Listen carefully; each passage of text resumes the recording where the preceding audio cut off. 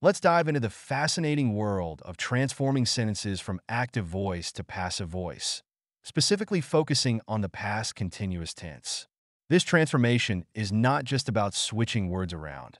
It's about understanding the structure and the rules that govern these changes. In the past continuous tense, we typically use the structure with slash or plus verb ing. For example, in the active voice, we might say, the students were studying for their exams. Here, the students is the subject performing the action. Now, to convert this into passive voice, we need to shift our focus from the doer to the receiver of the action. The first step is to identify the object of the active sentence. In our example, for their exams is not the object we need. Instead, the action is being done to the exams. So, we rephrase it to focus on that. The passive voice structure will be with slash or plus being plus past participle. Therefore, our sentence becomes, the exams were being studied by the students. Notice how the subject and object have switched places, and we've added being to maintain the continuous aspect of the action. Now, let's talk about the helping verbs. In the past continuous tense, we use was or were depending on the subject. For singular subjects, we use was, and for plural subjects, we use were. This remains consistent in the passive voice.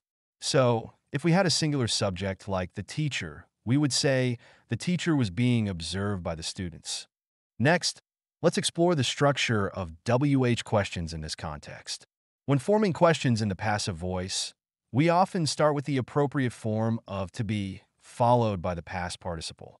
For example, if we want to ask, who was studying the exams? In passive voice, we would rephrase it to focus on the exams. By whom were the exams being studied? This structure allows us to maintain clarity while shifting the focus of the question. It's essential to remember that the question still conveys the same meaning, just from a different perspective. To summarize, when changing from active to passive voice in the past continuous tense, we identify the object, switch the subject and object, and use the structure, with slash or plus being plus past participle.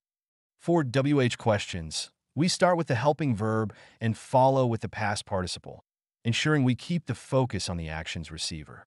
Understanding these rules not only enhances your grammatical skills, but also allows you to express ideas more flexibly.